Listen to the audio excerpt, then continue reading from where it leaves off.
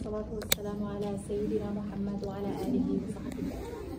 رب اشرح لي صدري ويسر لي أمري واحلل عقدة من لساني يفقه قولي.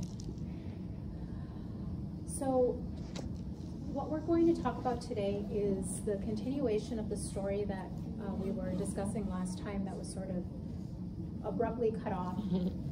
But it's such an important story to understand in detail that I want to both kind of back up and fill in some details that I had to rush over, and then I want to finish the story. So just to kind of remind you where we were before, the Prophet ﷺ had a vision that he was making Umrah, and him and 1,400 Sahaba went on this odyssey to the lion's den, into the lion's den to Mecca, where the people were that had just tried to, eliminate their existence less than a year before. So this was this took a lot of courage to take this journey.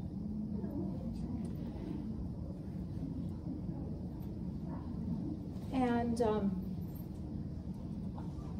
they were cut off on the road there by Khalid ibn al-Walid and his brigade, and therefore had to take an incredibly treacherous path to Mecca. And all of these details are extremely relevant. That's why I'm repeating them.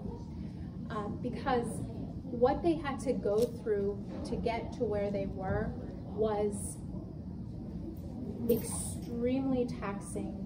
They were exhausted and bloodied. Their feet were, one narration says that not a single one of their ihram was free from blood. Everybody's ihram was bloodied at the bottom because of the way that they had to walk through jagged rocks and these very difficult terrain to get to where they were going. And when they were about to reach Mecca, what happened actually was the Prophet ﷺ's camel just sat down and wouldn't move, and no matter what they did, she wouldn't get up.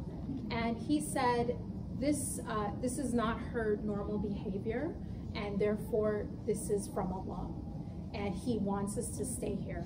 And this was Hudaybiyah. So Hudaybiyah is like very close to Mecca, very close to where we are right now. It's just right on the outskirts of Mecca. Are they with us? It's just distracting me. Okay.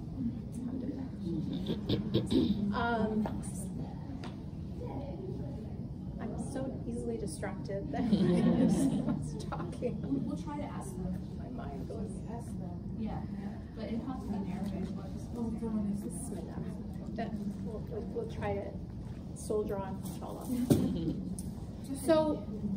So this Hudaybiyah was at the outskirts of Mecca, very close to here. It was a dry, barren land. It had a dry well. The Prophet ﷺ said, okay, we're going to just set up camp here. He made wudu, and as he made wudu, the water went into the well from his wudu, and it swelled up in water, and everybody drank, and the animals drank, and everything was fine after that.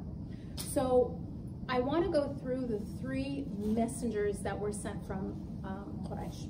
So Quraysh knew that they were out there, and they were in this dilemma of not knowing what to do. They didn't want to bring them in. They didn't want to let them in because it would be, they would sort of lose face, and they didn't want the Prophet ﷺ to have the legitimacy of being able to come in and do Umrah. At the same time, they didn't want to just go out and like slaughter them because they were in ihram. And it was so against the code of honor of the Arabs, especially Quraysh, whose entire status, entire sort of reputation in the peninsula was as the people that hosted the pilgrims.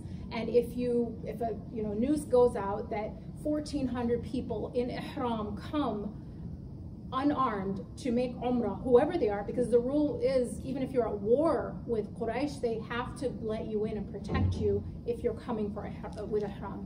So they couldn't just go out and massacre them. So they were really in this dilemma, and they were trying to just get them to leave. That was their goal. They were like, the singular focus goal is we need to get these people to leave. So they kept sending messengers to them, and they sent 3 different messengers.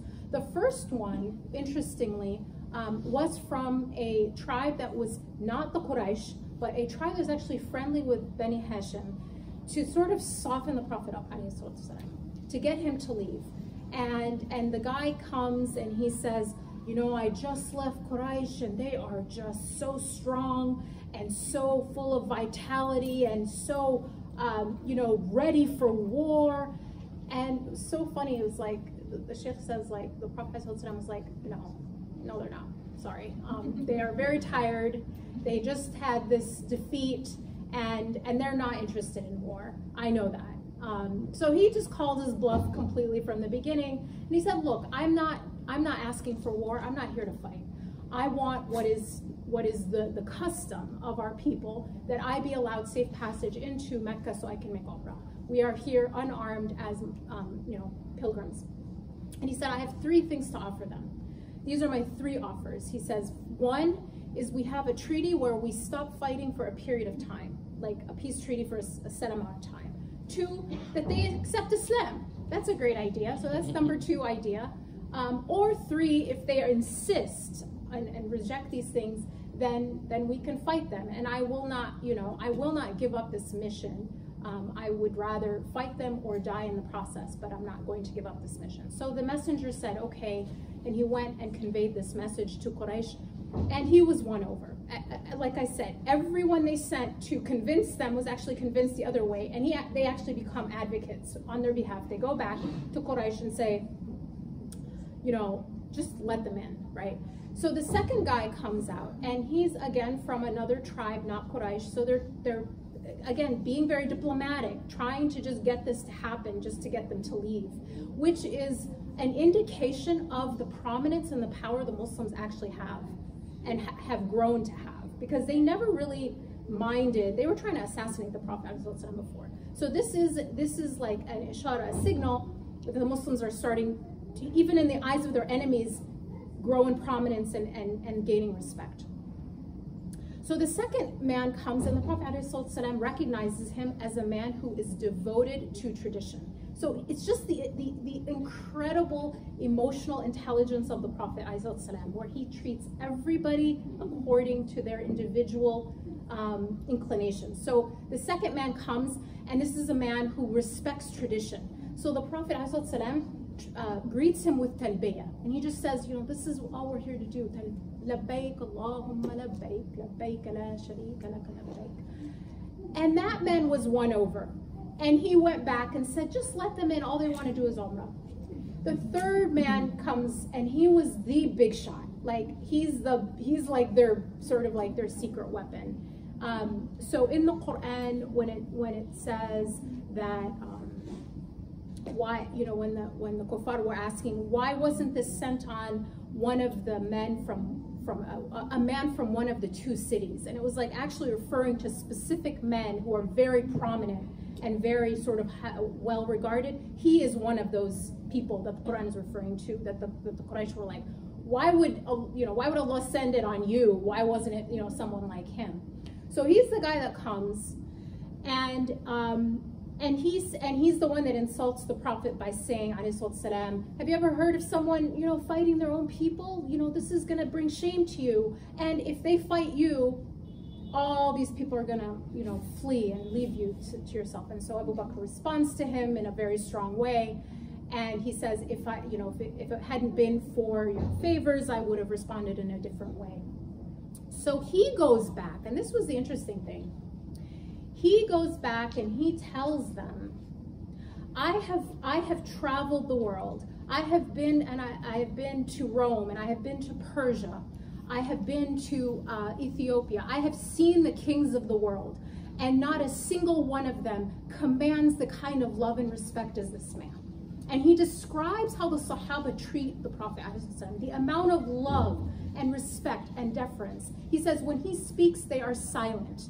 They won't even look him in the eye out of respect. When he commands, they oblige. They fight each other over the water from his wudu. Those were his descriptions. And it was so interesting because it was like the exact opposite of what he was saying. The psychological warfare they were trying to use is he was like, oh, these people would just leave you. Well, what he's thinking is like, these people would like, you know, sacrifice their life in like a heartbeat for you. And he said, again, he said, just let them in, and they want peace.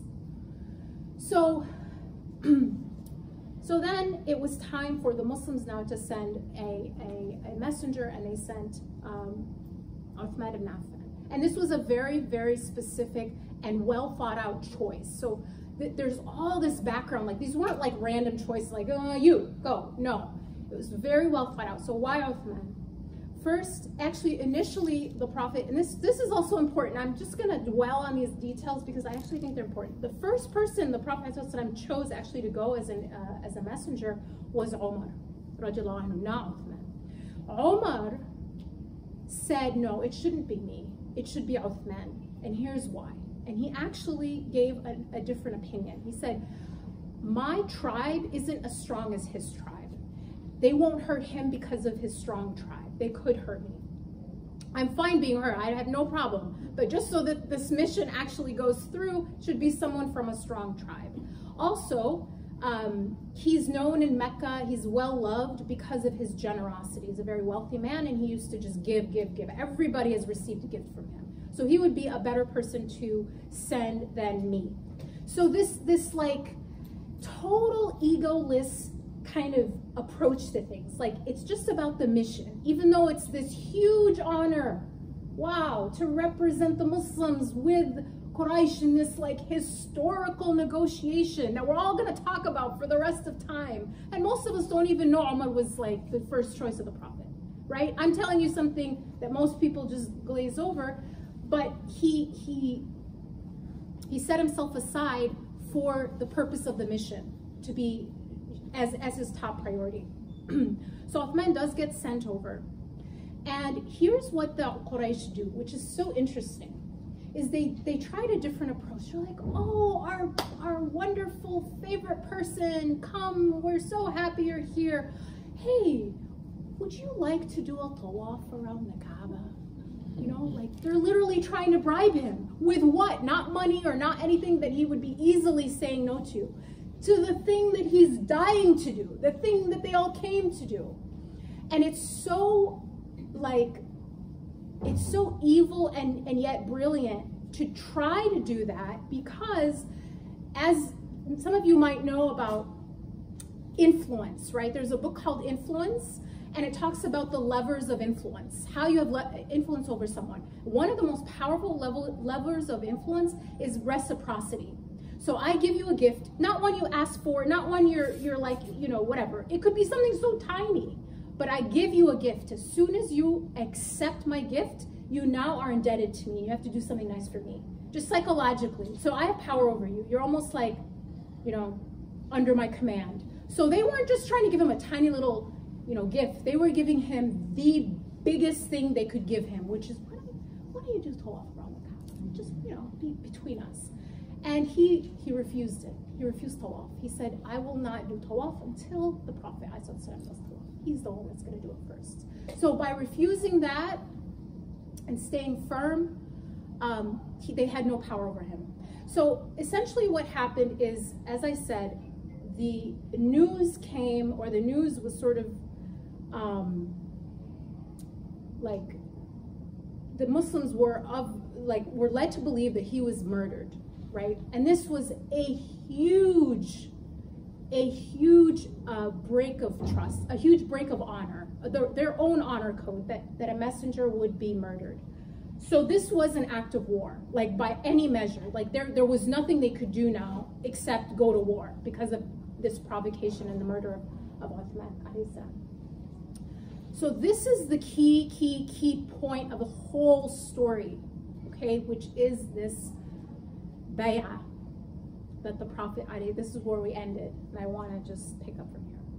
The bay'ah is he brought the 1,400 people together. I said 14. My sister's like, did you say 14? I'm like, oh, no, I meant 1,400.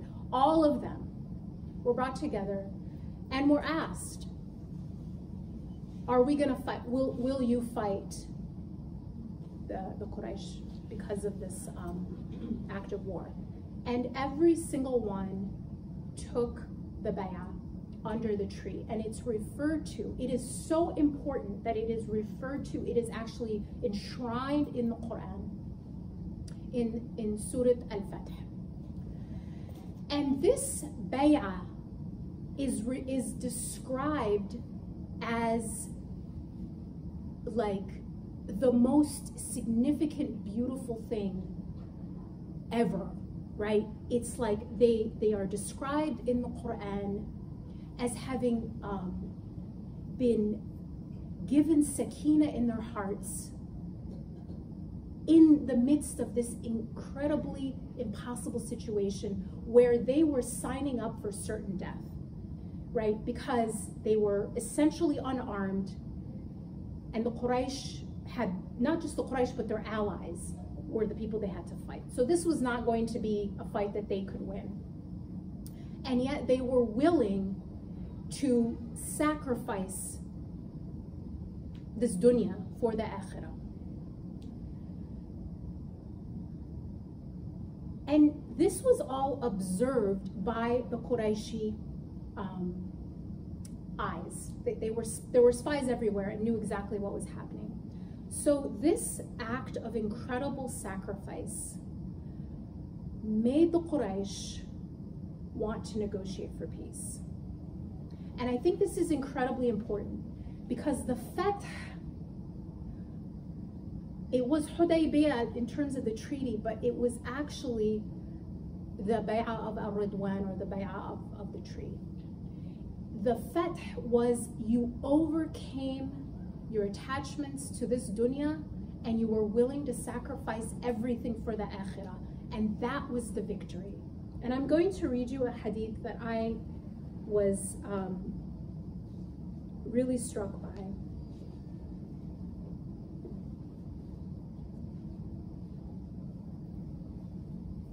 Okay, Al-Bukhari, this is narrated by Al-Bukhari, recorded that Al-Bara bin Azib said, "You consider Al-Fath to be the conquest of Mecca, which was indeed a victory. However, we consider Al-Fath to be the pledge of Ar-Ridwan on the day of Hudaybiyah. Then we were 1,400 with the Messenger of Allah."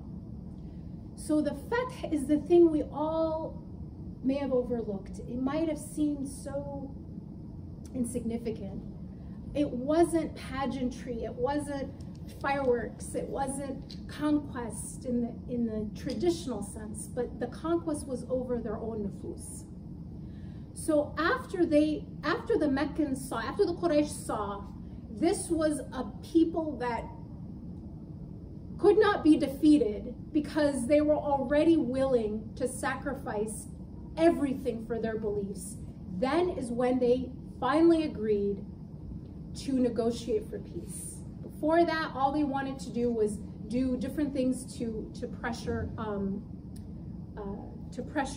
the Prophet ﷺ to leave. But I just want to mention one other actually major thing before I go into the negotiations. There were some young men within the Quraysh who were, you know, as young men sometimes tend to be, more zealots than kind of level-headed, wanting to figure out a diplomatic solution, and they just wanted war. So 50 of them, without the permission of their elders, rode into the Muslim camp, and these were the children, the sons of the nobility of the Quraysh. So they were, you know, they were kind of used to just doing whatever they wanted, acting with impunity. And we don't know anything about that, but that's how, you know, the elite of political elites' kids kind of act, right? So 50 of these young men in the middle of this very tense negotiation go in and try to assassinate the Prophet into the camp of the Muslims, trying to kill the Prophet, or if they couldn't kill him, to at least kill somebody. And they knew they couldn't win, it was only 50, but they wanted to provoke war. That was their goal. What happened?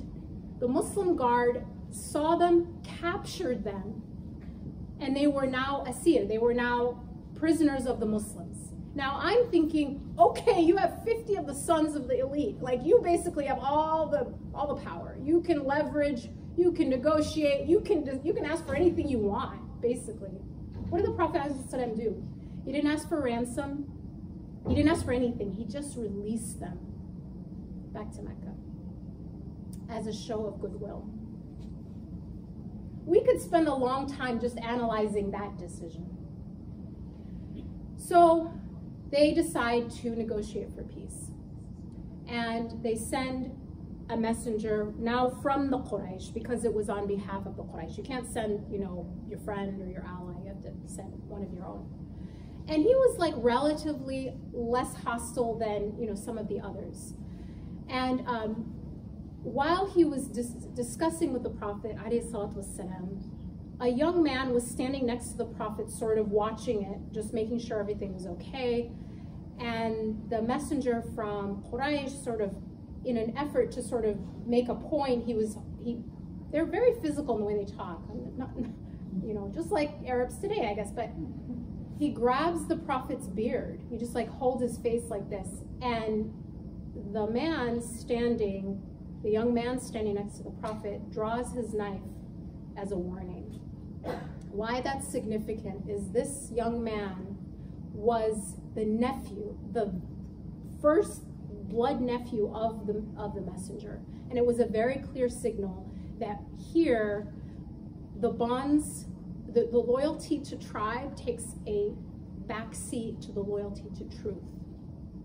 And these signals, these people are all about subtleties. If you study different cultures, there's high context cultures, low context cultures. High context cultures, everything's unspoken. You have a conversation, no one even talks. They're just like, right? The Arabs were super high context culture, people. So every little thing, that's why the Seerah, you have to understand all these details, because they all were sending these messages like, no. If you think you're gonna win favor because this person's your nephew, this person's your brother, it's not gonna work. So here were the terms that they agreed to. Now the actual negotiation, you may have even heard about it, and it's like, they start out, okay, this is between, the Quraysh and Muhammad Rasulullah, and they're like, no, sorry. If I thought you were Rasulullah, I wouldn't be fighting you. This is a legal document. You need to take that out. And Ali radiallahu anhu, who was writing, was like, no, I'm not going to do it. I'm not crossing that off. And the Prophet ﷺ is like, where is it? Where does it say it? He can't read. So Ali, out of being commanded, had to tell him, and it was crossed off. It was just, Quraysh and Muhammad ibn Abdullah. Very factual.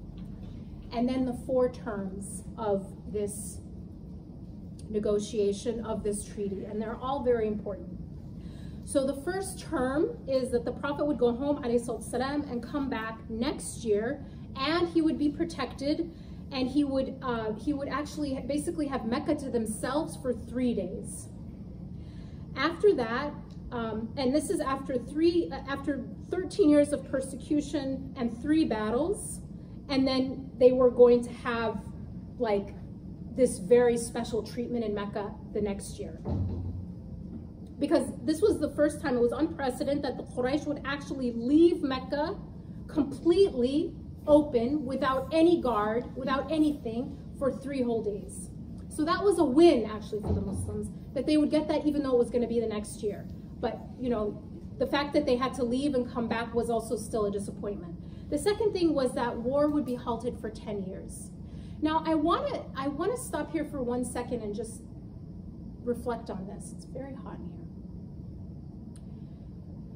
Who benefits from an environment of fear? Is it the truth or is it falsehood? What side benefits from an environment where everybody's terrorized from joining a group or believing in something? Falsehood. Falsehood benefits, because if you just give people freedom and choice, falsehood, truth is made clear from falsehood. So you have to add something. You have to add, you know, a very well-funded Islamophobia industry. You have to, if you just leave it a level playing field, the truth will win. So the 10 years of peace was a huge win for the Muslims, a huge win and a huge defeat for the Quraysh. Then the third one is whoever wishes to become an ally of the Muslims, they can, and whoever wishes to be an ally of the Quraysh, they can. So they can go now and actually recruit allies. Before, they didn't have a single ally.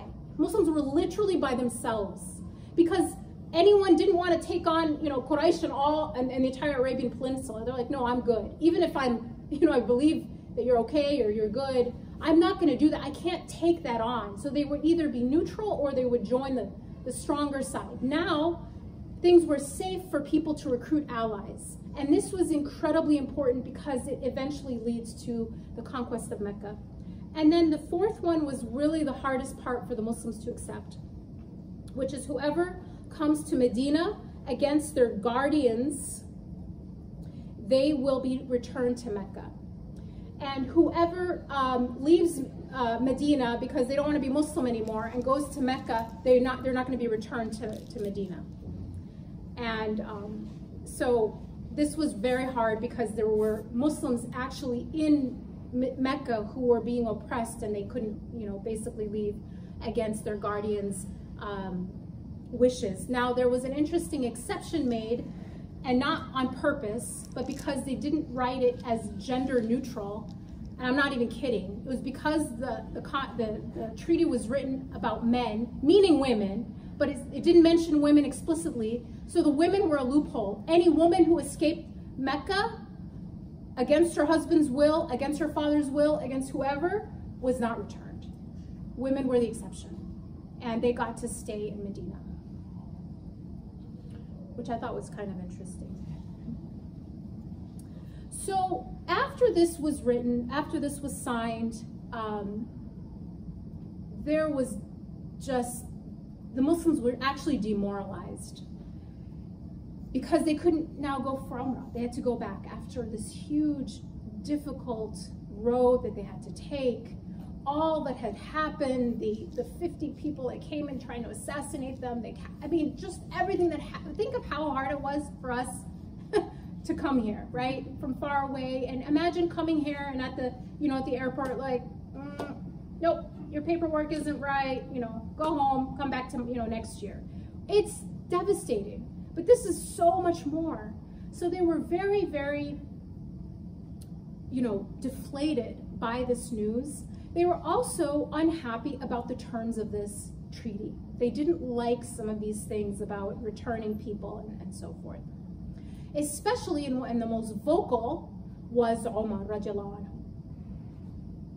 And his role in this story is very important because it shows the character of the Prophet alayhi salatu wasalam. So Umar is questioning him, questioning the Prophet of God. Didn't you say we were going to make Umrah? Didn't you see a vision? What happened? And the Prophet ﷺ says, I didn't tell you what year. I didn't tell you when. I just said we were going to make Umrah. I didn't say it was going to be this year. And that was not, you know, that answer did not satisfy Umar at all. And so he goes and talks to Abu Bakr, trying to like get an ally to like, you know, protest this decision. And Abu Bakr's like, nah, you're not going to find any support here, you know. Allah and his messenger know best. So he keeps trying to talk to the Prophet ﷺ.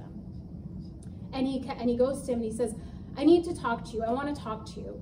I need to discuss this with you. And the Prophet just started to like not even respond. It was like, khalas, I already gave you an answer. You're not like, you know, you're not satisfied. There's nothing really more else to talk about. Like, we've already made this decision. We're all gonna be, like, they're returning. They're like on their, almost on their path back. So he keeps trying to talk to him. And he would come and he would like come in front of him with his camel and try to talk to him. And he did it 3 times, and every time he just didn't get a response. And so then he started to worry. He's like, oh, you know, I'm better off dead. Now the Prophet is mad at me. What am I going to do? And then at that moment, someone calls him and says, Omar, the Prophet ﷺ just received revelation. And Omar was like terrified. He was like, oh my God, no, Allah said something about me in the Quran, like it's that bad. So he goes to the Prophet ﷺ because he was being asked to come. He said, no, he wants to talk to you. It's like, oh, okay. And the Prophet ﷺ had the biggest smile. His face was like beaming with joy.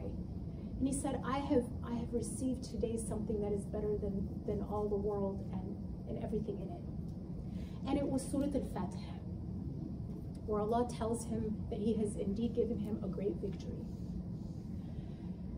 And I just want to point out a couple things about this incident between him and Umar that it is so sweet and special. First of all, we heard from the Quraysh leader, or the ally of the Quraysh, how the Sahaba treated the Prophet with incredible reverence, with incredible love. They were willing to lay their life down for him without a thought. But that didn't make him someone that they weren't able to ask of, that they weren't able to, in fact, even challenge. So this idea of respect, meaning we don't even, we don't ask anything, or we don't question any decision, just isn't a part of our tradition. So the fact that he was still able to question the Prophet ﷺ, or have a different opinion about who should go in as a messenger, is all part of the Prophet ﷺ's strength as a leader, that he was trying to raise up other leaders, not yes men. He had companions, not disciples. He had people that he loved and he respected and wanted to develop them, wanted to grow a generation of leaders. So that's the first thing. The second thing is, even though there was this tension between them, and that Omar was being very vocal about disagreeing with this decision that had just been happening, that just happened in front of the whole world. That's why we know it happened, because it was very public. When the Prophet ﷺ got this good news, he wasn't gonna stonewall him, give him the silent treatment, make him stand in the back, punish him for the way he was challenging him. He was happy and wanted to share it with him. That was how their relationship was with each other. It wasn't one of grudges, and you did this to me, and now you just, you embarrassed me, you're undermining my leadership, now I'm gonna punish you. I was really struck by the fact that it was Omar who was being called to come and see and share in this happy moment of the Fath. The third thing that I think is so beautiful is the fact that the Fath is not the conquest of Mecca, right? That we have given you a clear victory, Fathan Mubinan. And it wasn't about Mecca. It wasn't about the fall of Mecca, which you can argue in every possible way was a victory. It was that, and there are two interpretations of what the Fath is referring to. There isn't just one. One of them is the more obvious one, which is that a treaty is Fath, is a victory, because now you have peace and you can call for da'wah and it's much safer to be a Muslim. But the other interpretation is the Fath was the oath of allegiance under the tree, the oath of Ar-Ridwan, where they were willing to they had overcome their own nufus. That our victories, our greatest victories and our clearest victories, is our moment of sacrifice. And it says about them that they were forgiven their sins. Now, they obviously, not a single one died that day. They had lives that they continued to live. Therefore, they're going to continue to be human beings, therefore make mistakes. And yet, that act of sacrifice and faith was enough to carry them through the rest of their lives. So think about what that act can be in your own life. Sometimes an act of incredible sacrifice, an act of overcoming your nafs, is your great victory that can carry you through the rest of your life. And I'll just tell you one more detail that you've probably heard before, but I think it merits repeating, which is the fact that the Prophet ﷺ said, okay guys, we're gonna go home now. We're not going into Mecca. We're not gonna do Umrah. Everybody needs to break their ihram. You need to slaughter your animals. You need to shave your head. And everybody just was just in a state of shock that they weren't going to do Umrah, and they didn't respond, which was very unusual, that they wouldn't respond to a direct command from the Prophet. And he didn't know what to do. They were not listening to him. He went back into his tent, and he was with Salama. That was the wife that he brought with him to the trip. So he would always choose one wife, and it was actually random. It was by picking lots to accompany him. He wouldn't take everybody. He wouldn't take 3 or 4, whatever. It was just one wife would accompany him on any of his expeditions based on drawing lots. And I think that's very special and sweet in some ways, because sometimes if you travel a lot, I recommend taking your taking one child at a time with you, just to have that special time with them. And that's what Prophet did, in the case of his wives. So Salama said, you need to lead by example. If you shave your head, then they'll do the same. So she was the one that actually gave him the idea, gave him the advice that kind of opened up the situation, which was incredibly tense, and he didn't know how to move forward. And he listened to her and did what she said, even in a this wasn't what I love is that's a women's issue. We'll consult women when it comes to women's issues. This was not a women's issue. This was high level diplomacy and leadership, and something, that today we would not think of as there's the women's committee and there's the everything. It's so ghettoized. This was not how it was. He was talking to her and asking her thoughts and her counsel on something very matters of national importance. And she's the one that gave him this idea, and he in fact did that. He shaved his hair, slaughtered his animal, and everyone then did the same after they saw him do it. And a wind took all of their hair and blew them into Mecca, symbolizing in a way that it is as if they've gone for Umrah, that their hair, part of them has reached the Haram.